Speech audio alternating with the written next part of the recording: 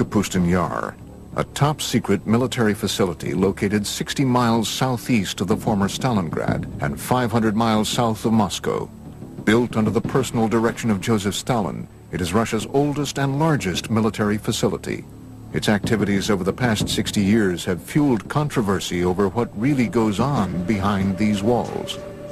Kapustin Yar, or Vladimirovka, as initially it was called, and it still is the first Russian space range. I'm Vladimir Semenov, and I was with KGB for 26 years. Kapustin Yar, everything was top secret. It was nothing there not secret. I am Sergei Khrushchev's son and former Prime Minister of Soviet Union Nikita Khrushchev. Less than a year after the Roswell crash made headlines around the world, many believe that this Russian base may have experienced a landmark UFO encounter and crash of its own.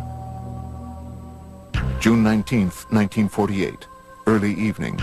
According to reports, Kapustin Yar's air traffic controller sees a strange object appear on his radar screen. At the exact same moment, a MiG pilot about 10 kilometers downrange from the base sees a large, silver, cigar-shaped UFO directly in front of him. He radios back to the base that he's being blinded by a bright light. A Russian pilot encountered a UFO in 1948 and tried to attack it with extremely unfortunate results for both. The pilot was blinded by rays of light emanating from the UFO. It is believed that under direct orders from Soviet Air Force Commander-in-Chief Zyugarov, the pilot engaged the UFO for almost 3 minutes before launching a missile that was finally able to bring the object down.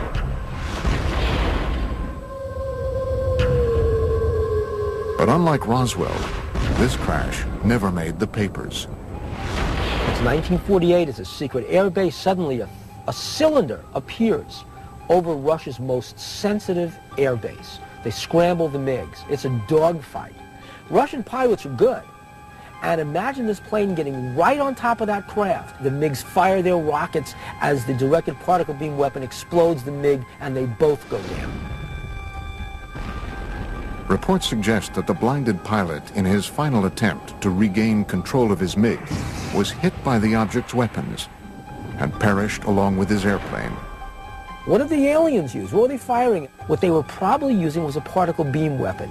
We know what the MiG used. It was the things that the Russians were using at the time. It was firing its guns, it was firing its rockets, and it was firing some very early version of a missile. Somehow, that MiG was able to break up the anti-gravity envelope that surrounded the craft. The cigar-shaped object couldn't stay aloft anymore and crashed. And the Russian retrieval teams, overjoyed that they have their first spacecraft, jump on this thing, and they take it underground to Zitka, and the Russian secret UFO program begins. I'm Bill Burns, publisher of UFO magazine. Let's face it, everybody wants to get his hand on a flying saucer. It's a wonderful weapons delivery and defense system. I'm Stanton Friedman. I'm a nuclear physicist, lecturer, ufologist.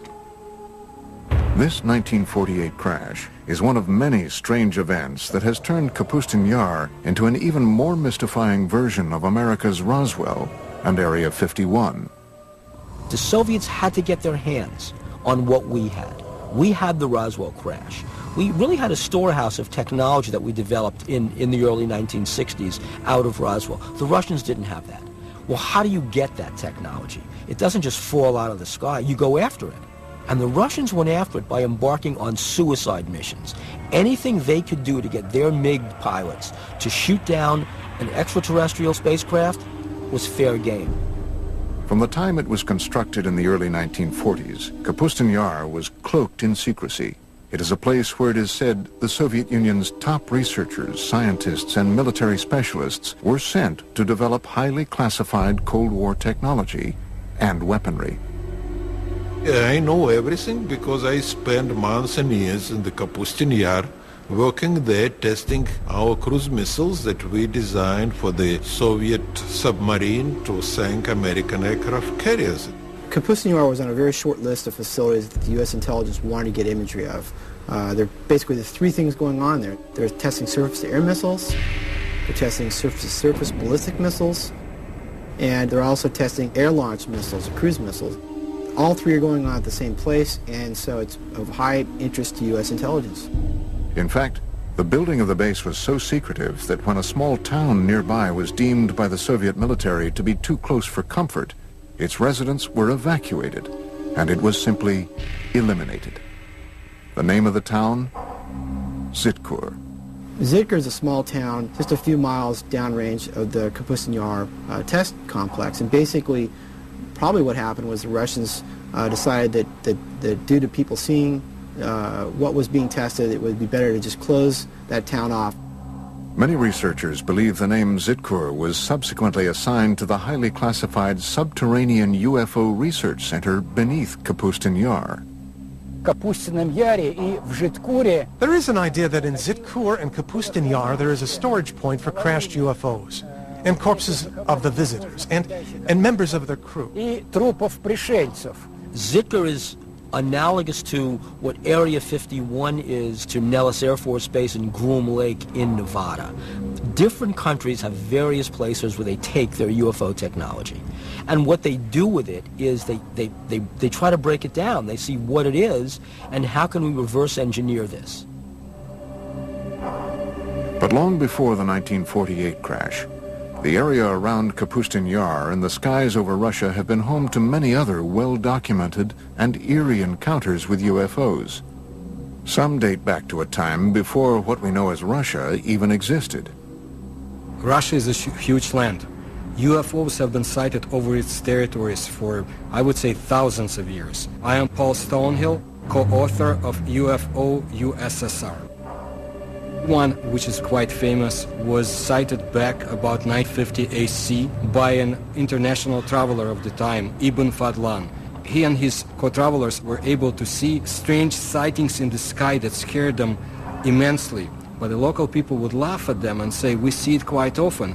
Aerial battles, beings fighting each other, strange aircraft, something that's similar to a Star Wars battle scene from a modern movie.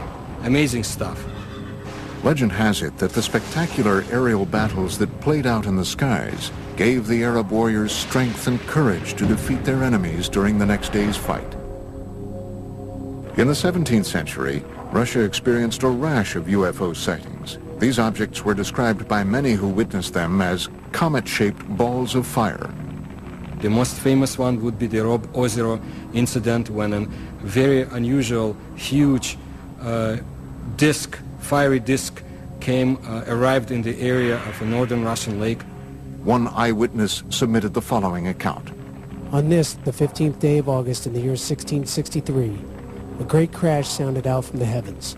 Around the stroke of midday, there descended upon Robo Zero a great ball of fire from the clearest of skies. In front of the fire, there were two fiery beams. It went from south to the west and was about 500 meters away when it vanished. But once again it returned, staying over Robo Zero for 1 hour and a half, filling all those who saw it with a great dread. This documented account goes on to detail fishermen scalded by the burning lake, along with glowing fish that flung themselves onto the ground to escape the looming fireball.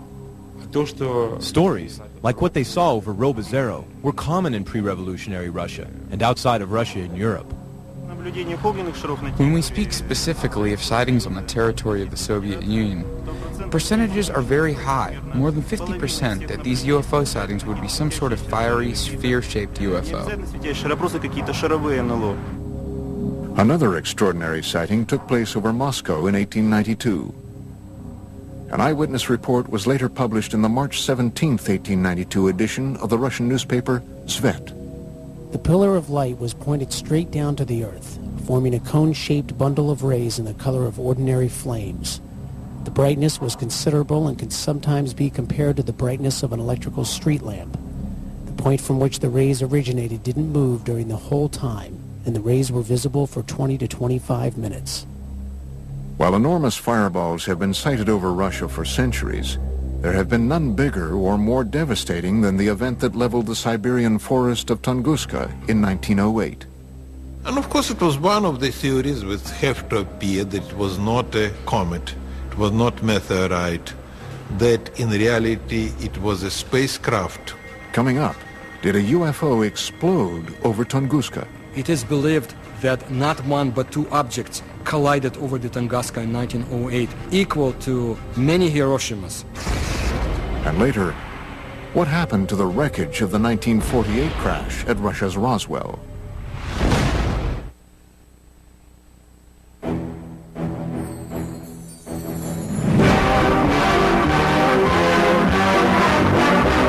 Hurtling through the solar system, a speck of cosmic dust strikes the Earth. Commonly, these meteors are vaporized by friction in the atmosphere. This is part of the story of one that wasn't. A meteor that landed in 1908 in Siberia with the destructive force of a cannonball. June 30th, 1908, approximately 7 a.m.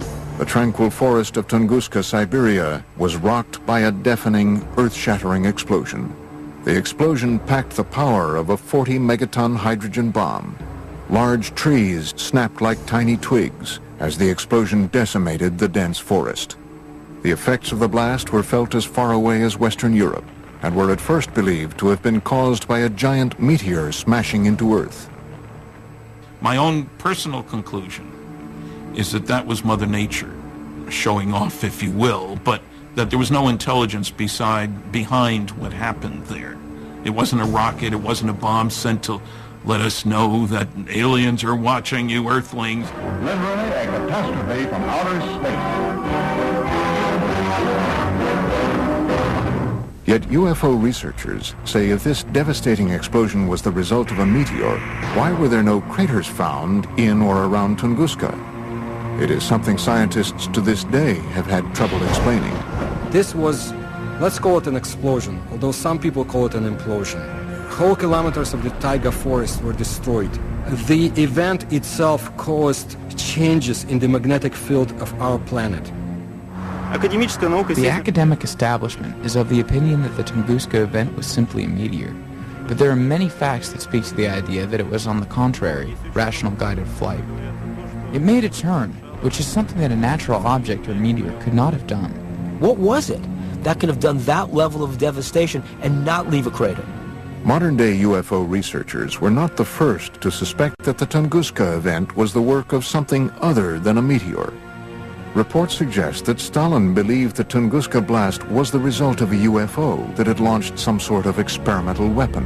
Stalin was interested in the acquired information to determine whether UFOs presented an immediate threat to the Soviet security. That's why he used some of his top scientists to give him an assessment. Scientists like Korolev studied UFO materials. Sergei Korolev, one of the Soviet Union's most celebrated scientists, would go on to become the father of the Russian space program and the man responsible for Sputnik. Along with Stalin, he was determined to solve the mystery of Tunguska. These observations prompted him to finance an expedition to the place where the Tunguska event happened. Sergei Korolev used his own money to send an expedition to the Tunguska area in helicopters. Korolev never met with Stalin. There was some researchers who was looking to prove that Korolev really met with Stalin, but they didn't find any record. Stalin presumed it really could have been a spaceship. He wanted to find the fragments of that ship, put it back together, and recreate the object for military purposes. Initially, Korolev found that many of the physical scars left behind at Tunguska were still visible. But the most shocking discovery came in the form of radioactive metallic fragments found at the site. Debris uncharacteristic of any asteroid or meteor. If you go along the flight path of the Tunguska object and continue past the crash site, you reach an area that Russian ufologists call the Devil's Graveyard.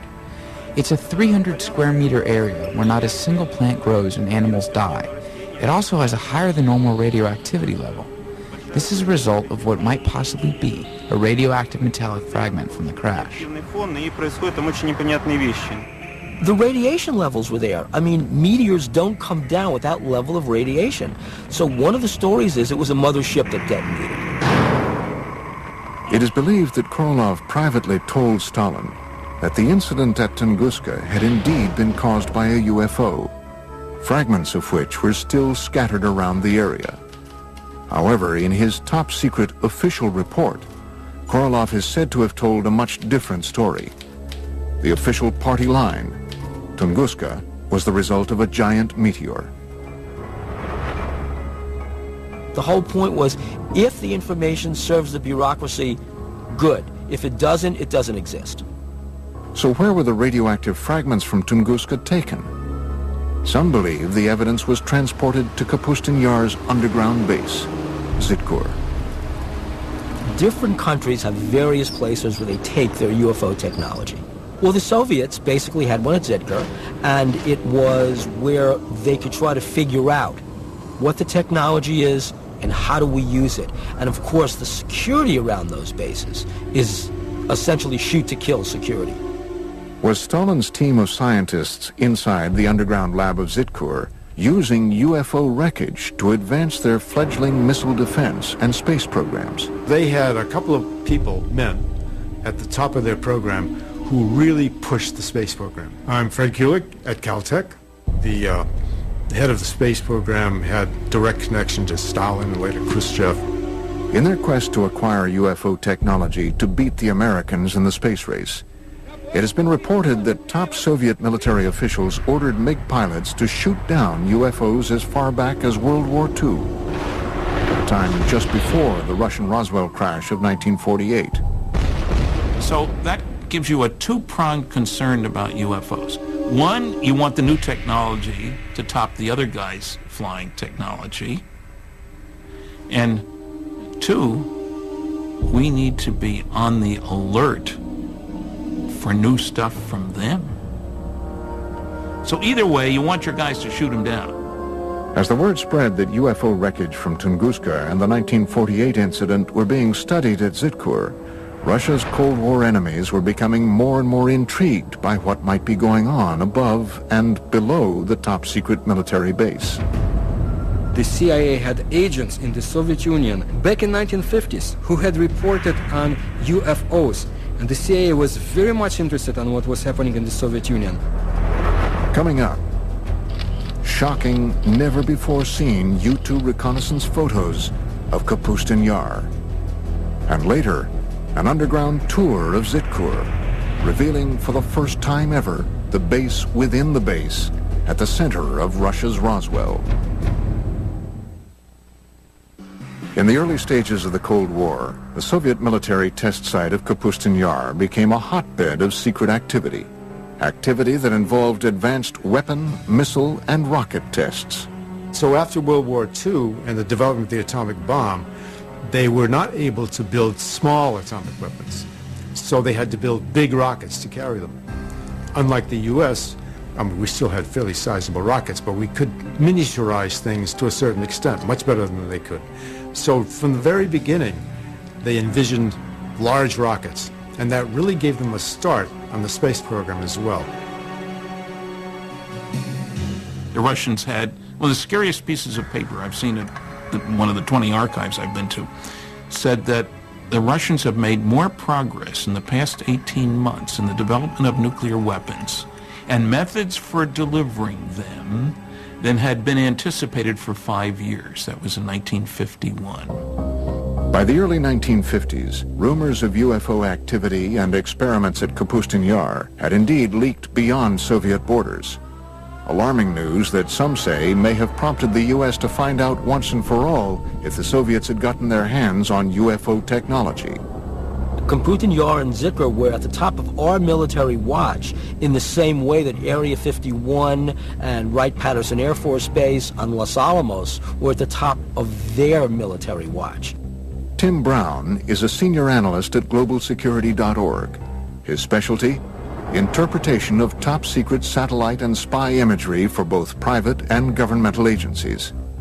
Kapustin Yar was in the top 10% of facilities that the U.S. intelligence was monitoring in Russia, and that's evidenced by just the sheer volume of declassified documents that are available that show that there was a consistent, ongoing interest in what was going on at that facility. Not long after the United States had developed its most sophisticated spying machine to date, the U-2 spy plane, the first mission was to, where else? Kapustin Yar. This is probably the first time anyone outside of the CIA or the intelligence community has looked at this, the U-2 imagery of Kapustin Yar. reconnaissance couldn't reveal can now be seen for the very first time in this exclusive underground tour of what could be the nerve center of all Soviet UFO activity, Zitkur. Based on reports and drawings from Russian UFO expert Anton Anfilov, seen in the West for the first time, this rendering is what might possibly be the first glimpse ever of this secret cryptic facility a quarter-mile below Kapustin Yar. Let's say that you get a chance to go down there to the most secret Russian UFO laboratory. It's not glorious, high-tech, and brightly lit. It's dank, it's dark, and it's dingy. It's Russian. It's extremely compartmentalized. It's like an underground shopping mall, except inside the mall are all these rooms where there's exotic technology being taken apart and put back together.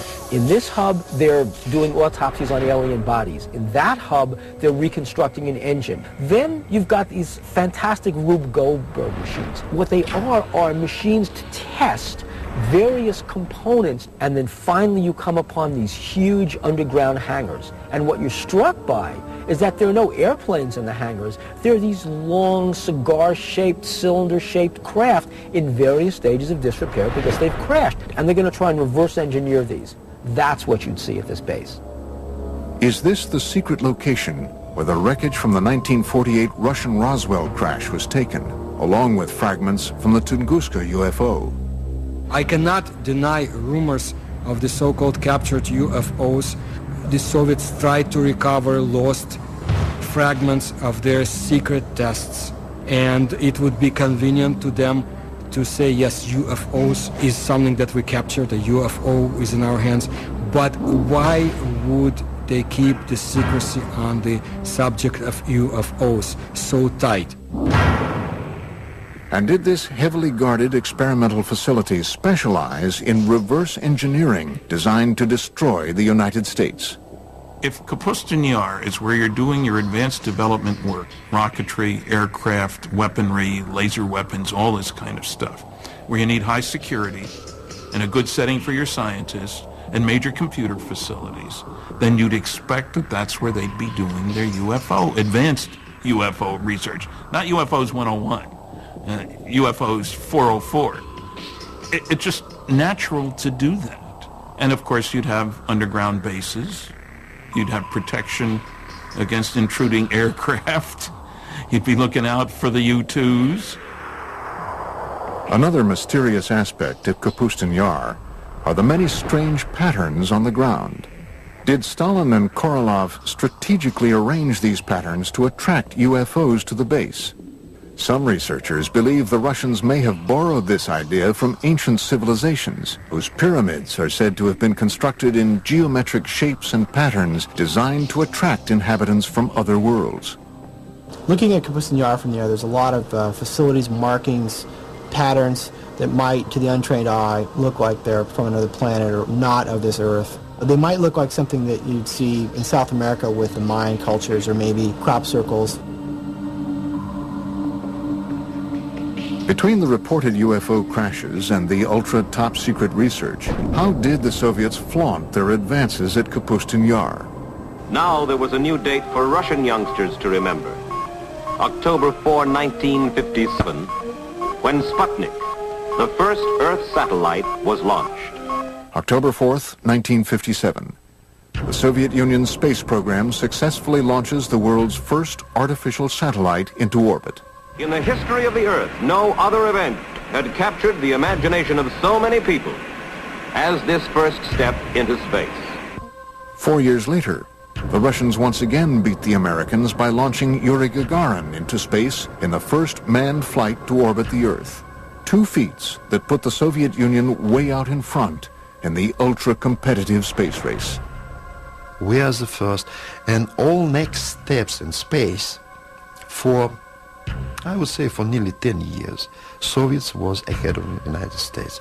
First man into space, first woman into space, first walk into space, first rendezvous in space, first document in space, and so on and so forth, until 1981 when the shuttle was launched.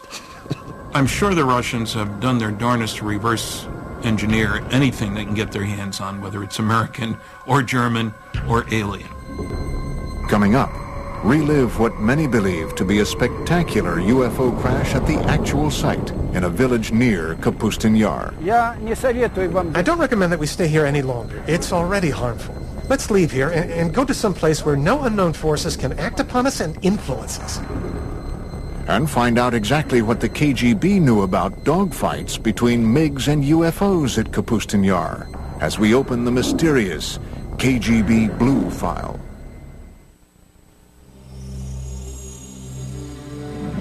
Russia's foremost authority on UFOs is a man so legendary and popular around the country that he is known only by his last name, Azhaja. On this spot of the UFO landing, an American group is filming for the first time. He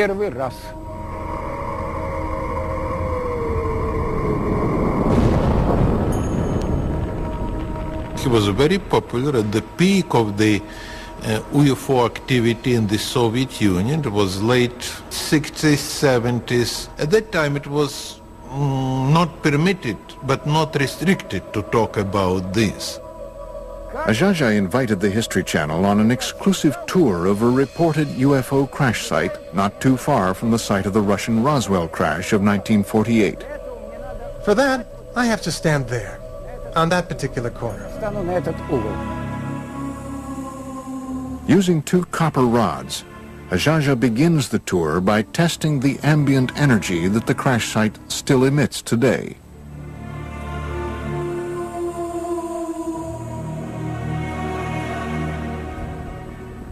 There it is, a negative sign right there. Там.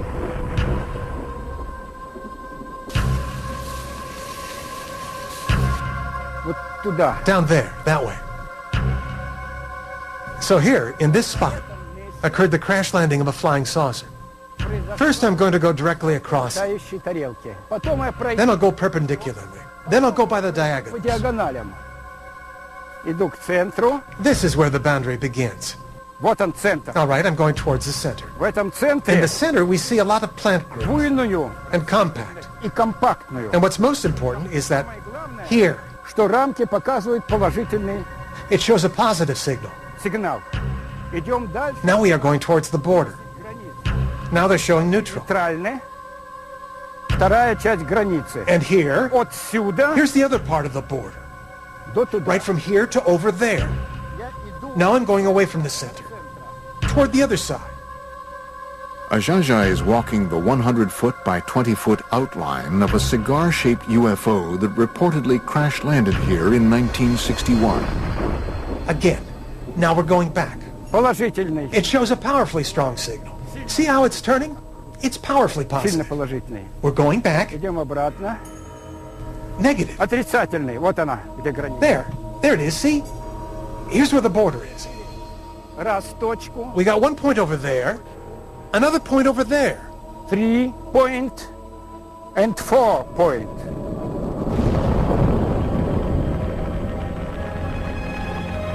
Animals avoid this place. They go around it. Cattle don't graze here. Yes, there is unknown energy, which, as experience shows, affects people in a negative fashion. Изменяется пульс. Your pulse changes. Возрастает сердцебиение. The heartbeat changes. You grow short of breath. You begin to sweat. Дольше оставаться. Okay. Потому что это уже вредно. I don't recommend you stay here any longer because it's already harmful. Там, где на нас не влияют. Come on. Let's leave here. For a normal place, where no unknown forces will influence us and act upon us. Azhaja's account of this UFO crash was supported by a resident of adjacent Shodnya village, who upon seeing Azhaja, told her account of seeing the crash out of her window, which overlooks the site from less than 200 yards away. Well, it was 4 or 5 in the evening. It was later in the day. And suddenly my mother screamed. She said, "Hey, look at that. There was some kind of ball, a sphere that flew by." And then she said, "Oh, it's probably a flying saucer." And it was a big, fiery red sphere that flew by. The sphere went over there, past the train tracks, and went down into the valley of the river Skunya, right down and over the river. Experts like Ajaja believe that UFO events like this crash, as well as the 1948 Russian Roswell crash, caused a Pandora's box to open over Kapustin Yar, leading to what some have called a war in the skies over Russia. Pilots would often receive orders from the ground to defend their airspace and shoot down UFOs. Other times, the UFOs would go on terrifying attacks. What intrigues me about the Russians as much as anything is apparent dogfights between UFOs. And I've read several accounts of that, several of them having dogfights. Perhaps the most compelling evidence of encounters between Soviet MiGs and UFOs over Kapustin Yar comes firsthand from the most celebrated of all Soviet test pilots, Marina Popovich. A national hero, a cosmonaut, perhaps the Chuck Yeager of Russia. She says that she witnessed actual battles between Soviet pilots and UFOs. One incident in 1964 occurred during a Soviet Air Force training mission. Alexander Kapagin was the commander of a squadron and a pilot instructor in one of the flight schools. One day he was flying with a cadet and they were attacked by a UFO. They went into a spiral dive. While on another top-secret military expedition in February 1980, Colonel Popovich encountered multiple unidentified objects in the skies over Russia. I saw 3 fireballs, 3 amazing lights in the form of a triangle, and I observed them as they flew away.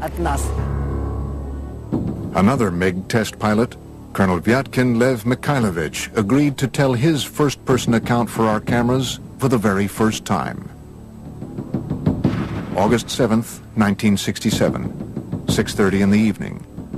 Colonel Mikhailovich reports that his MiG was momentarily captured in midair by a UFO. When I was making the aerial move to the left, suddenly from above I saw a light. This big disc began to slowly light up, and I just had time to quickly tilt the plane, but the wing hit the ray of light. The plane shook and the gauges and instruments began to move from right to left, right to left. It is as though the ray of light dissolved into shining little points of light. Imagine my surprise when my technician named Mikhail said, "Lev Mikhailovich, the wing of the airplane is glowing." As it turns out, for a whole week in the hangar, the left wing was glowing with a white light.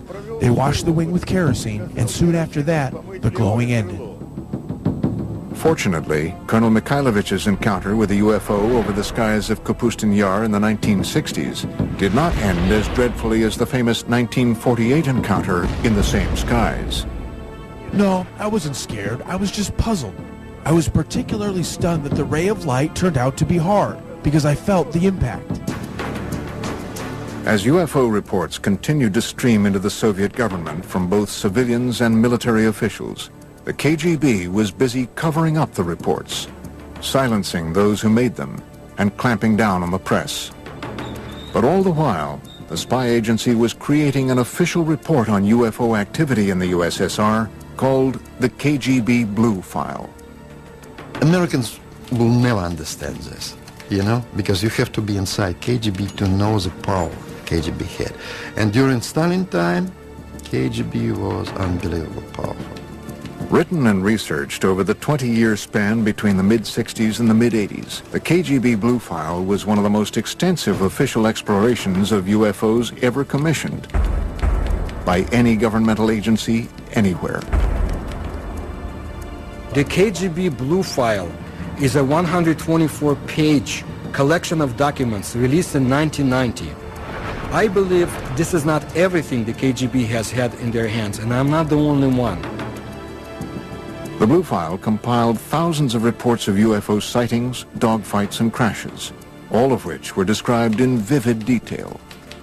According to the Blue File, as recently as March 21st, 1990, the residents of a dozen Russian towns not too far from the gates of Kapustin Yar all witnessed the exact same UFO sighting between 10 and 11:30 p.m. The following is from the written account of a KGB internal affairs officer. After obtaining more exact information, it was established that a rather large number of residents in nearby cities became eyewitnesses of a UFO, and in several cases 2 UFOs. One witness saw a ray of light emitted from the object that illuminated the Earth's surface. If there are so many rumors and talks about UFOs, sooner or later government will ask its intelligence. What's going on, guys? Explain us.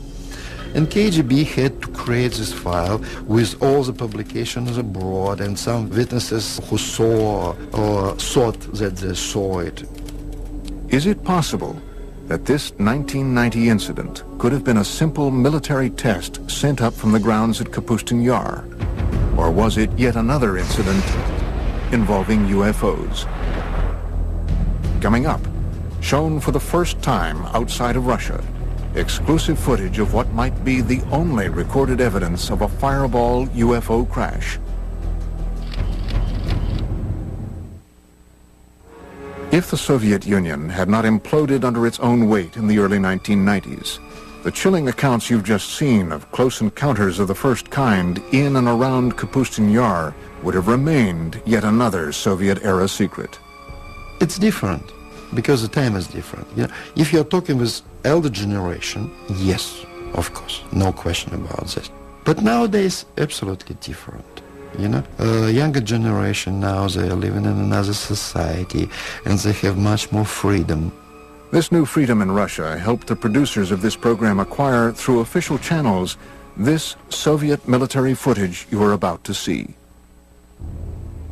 Throughout the 50s and 60s, the Soviet military experienced a string of failed rocket launches and missile tests that resulted in one disaster after another at the base. Were these simply accidents or retaliatory attacks by UFOs? I have heard a story, for what it's worth, and I don't usually talk about myths, but I've heard that 4 Soviet big launch vehicles were exploded on the pads by aliens because they kept trying to shoot down the flying saucers. Hidden from view for 45 years, a Soviet military cameraman captured the after effects of what appear to be 2 fireball-shaped UFOs that reportedly crashed early on June 3, 1960. From what we can determine, not a single person outside of the Soviet military and KGB has ever seen this footage. 3 Red Army firemen are seen running from this massive fireball, which, according to reports, continued to expand, causing other massive explosions in the area for over an hour. One of the fireball-shaped UFOs was believed to have destroyed 3 Soviet rockets on their launch pads, while the other targeted and destroyed a rocket fuel depot, all just yards from the Zitkur underground UFO research facility. The charred remains of the 2 reported UFOs seen here were quickly sent across the base to Zitkur. Try and imagine Earth as an undeveloped colony. And just like the United States and the Soviet Union fought wars over other areas, political wars over other areas, imagine the aliens want our resources. And they're fighting over Earth the same way the U.S. and the Soviet Union had conflicts over other areas after World War II. How could all of these shocking events have been held back from the public for so many years? The Stalin's time and early post-Stalin times, everything was restricted. So you was not allowed to talk about this. In Stalin time, they will simply send you to the prison. Could all of these UFO accounts and the trail of freshly unearthed evidence of UFOs be attributed to logical explanation? Or is it possible that strange things really do happen in Russia? A reporter for one of America's largest newspapers says yes. In May 2005, reports reached the Moscow bureau of the Los Angeles Times that a lake about 3 hours away from Moscow had simply vanished. We went up there because we heard that it had just disappeared, and I said, you know, I'm not going after this story. A lake does not just disappear. Kim Murphy visited the site a few days later. Her account was published on the front page of the newspaper on May 27, 2005. We got up there and just found this huge hole in the ground. The only eyewitness, as far as we know, who actually saw what happened, described going down to the lake where he says there's this swirling of water that looks like water going down a toilet bowl, just, you know, in a raging circle, just tumultuous. And it's going and it's going and it's going, and pretty soon it's gone. From disappearing lakes, to fireballs seen in the sky, to reported attacks by cigar-shaped UFOs, Russia continues to be a land of incredible mystery. And as top-secret work continues to this day at Kapustin Yar and Zitkur, the base remains a potent lightning rod for UFO activity. According to one researcher, Kapustin Yar was the site of a crash in 1989, and even more recently, the debris of a 1997 crash in Poland was taken to Kapustin Yar for analysis. Recent political moves by Russian President Vladimir Putin have caused some in the West to accuse his government of closing the Iron Curtain once again on today's vibrant Russia. On a day-to-day basis, people are convinced and worried that Putin's Russia is a much more authoritarian Russia than was Yeltsin's Russia. They do know that UFO information is not available from Russia as easily as it had been before. You lose the ability to control secrets in an open society. Putin came out of the KGB. He's seeing a lot of valuable information and valuable technology go to private sources. The Soviet Union is closing down in a lot of areas, but also closing down in UFOs. It might be even longer until the curtain is pulled back on the secret underground laboratories and lairs of this legendary Area 51 of Russia. And we have only just begun to scratch the surface of the puzzling mysteries of Russia's Roswell.